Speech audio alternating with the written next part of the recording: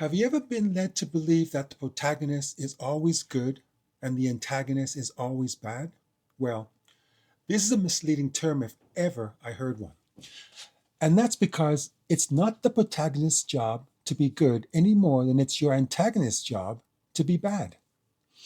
The job of your protagonist is to be the central character whose actions drive the plot of your story forward. In other words, your protagonist is your story. The job of your antagonist is to oppose the protagonist by creating conflict that puts your protagonist in a position to be able to overcome confrontational challenges. Time for another of my little tales.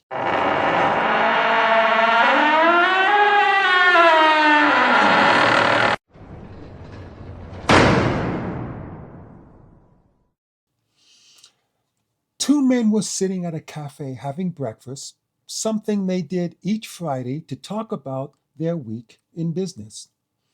Corliss Van Leer had done well in business but attained the bulk of his wealth in an unscrupulous manner.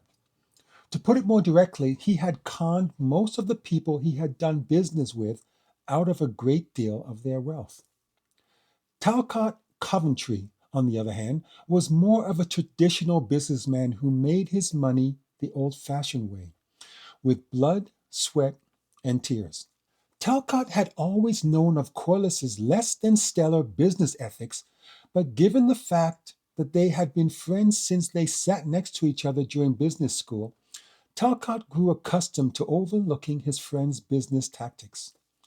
But that all changed the day Talcott found out that Corliss had entered into a fake business deal with his distant cousin, which resulted in bankrupting him. Corliss hadn't any idea that his latest swindle was at the downfall of his best friend's relative. But that didn't matter to Talcott. He vowed to get revenge for his cousin by beating Corliss at his own game. Now, this was quite risky for Talcott since deceit and thievery wasn't anything he was accustomed to and something that Corliss was right at home with. But Talcott had a plan, and he had friends who also knew of Corliss's tactics, all willing to help in any way that they could. Talcott was planning on getting Corliss to invest into something that would surely see him bankrupt. So, during one of their weekly Friday breakfast get togethers, Talcott told Corliss that there was a new stock named Cancor, and one that he should never invest in. He went on to tell him that he had a friend who gave him inside knowledge of how bad that stock is. Talcott then assured him that when he finds a good stock to invest in, he will let him know. He knew that Corliss wouldn't ever pass up an opportunity to either swindle someone out of his fortune or add to his own. But Corliss was suspicious. After all those years, Talcott never mentioned a friend able to give insider information. And why had Talcott gone out of his way to warn him about a new stock he had no idea of? So, that night, he decided to follow Talcott to see exactly what his real plan was. He followed him to a warehouse and once inside, watched as he stepped into a sort of chamber. After waiting a while, without seeing Talcott step back out, he decided to step inside the chamber and see for himself. He found himself feeling groggy and disoriented, but shocked to see that he had ended up in a totally different place. It wasn't long before he realized that the chamber that he had stepped through was some sort of teleportation device and he had been brought to the future. It was at that moment he spotted Talcott crossing the street and entering a building. Everything seemed so strange to Corliss, the buildings, the cars, even the way the people dressed.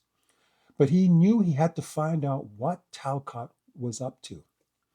He crossed the street and snuck into the building, and after spotting Talcott speaking with a man, he got close enough to listen. "You don't have to worry about Corliss," said Talcott. "I convinced him to stay away from Cancor. And when I get back to my time in the past, as soon as the markets open, I'll put everything I own in Cancor and we'll be wealthier than can be imagined. Corliss smiled, realizing that for all his efforts, Talcott was going to be scammed at his own game. Dealing with investments routinely, once he returned through the chamber, Corliss would be able to make his investments through his broker with a simple phone call. Unlike Talcott, who would need to wait until the markets opened in the morning and then do his investment in person. By then, Corliss would have already cornered the market. But on the following Friday, Talcott sat alone at their usual cafe and had breakfast by himself. He was smiling. Today, I'll talk about how, in certain instances, it's okay for your protagonist to be the bad guy, just like it's okay for your antagonist to be the good guy. And then I'll tell you why Talcott was so pleased.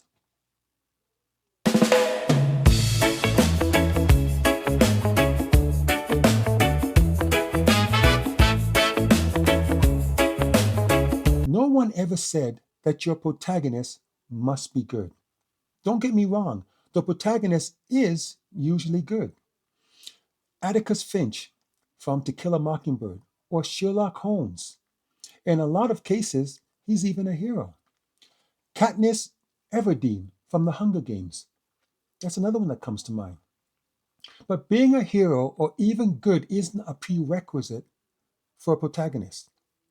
He could be the evilest, villainous individual ever dreamt up and become one of the best protagonists of all time. In the story American Psycho, the protagonist is an investment banker who lives a double life as a serial killer. I'd say he has very malicious goals.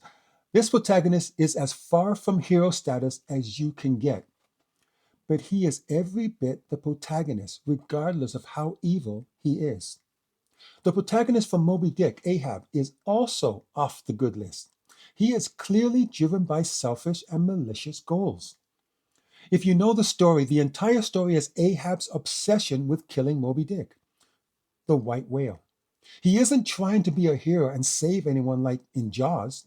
That protagonist was a hero, hunting down a threat to human life. But with Ahab, there wasn't a threat to human life. As a matter of fact, he put human life at risk by pursuing the whale for his own selfish needs. In the movie Scarface, Tony Montana is the protagonist and far from good. He's not who you would imagine when you think of a hero. I believe that one of the criteria for being a hero is not taking an innocent life. Now, as far as antagonists go, since their sole purpose is to oppose the protagonist, whatever side the protagonist is on, the antagonist must be on the opposing side, which means if your protagonist is on the side of good, then your antagonist usually, but not always, operates from the side of bad. But if your protagonist is bad, then your antagonist usually, but not always, operates from the side of good. The protagonist and the antagonist can both operate from the side of good or both operate from the side of bad, but regardless, they must oppose each other. For example, a story could be something as simple as a protagonist, a young up and coming mob boss wannabe, is slowly making his way up the ranks, but to make it to the top, he must first eliminate the current top boss.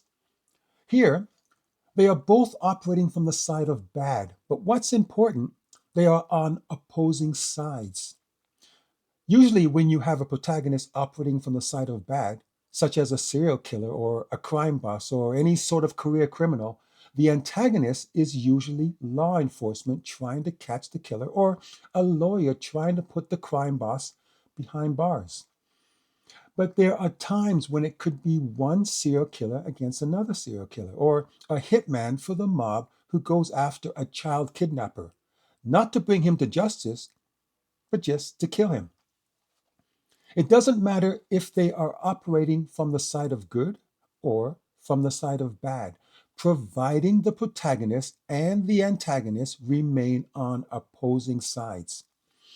In the movie Catch Me If You Can, the protagonist, a con artist criminal by the name of Frank Abagnale, is chased by the antagonist FBI agent Carl Hanratty.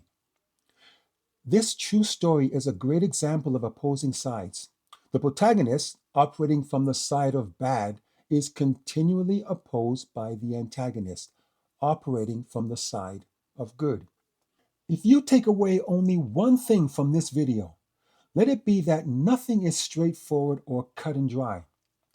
Gone are the days when the protagonist was always the good guy and a hero to all, while the antagonist was always the bad guy and a villain of the worst kind. Do you remember those shows where there was always a damsel in distress, her life on the brink of ending by the dastardly thick mustache villain, but arriving just in time to save the day, and the girl appears our hero who chases away the evil villain and carries the girl to safety while leaving a lesson of hope and prosperity to all children everywhere? Well, they don't make crap like that anymore. Nowadays, it's almost impossible to spot the villain. And our heroes are so damaged mentally, emotionally, as well as physically, half the time they're not even considered heroes. They may save those in distress, but it's usually for a paycheck.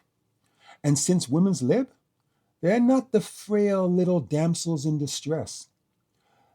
There was a time when it was always the men as the villain, the men as the heroes, and the women as the damsels in distress.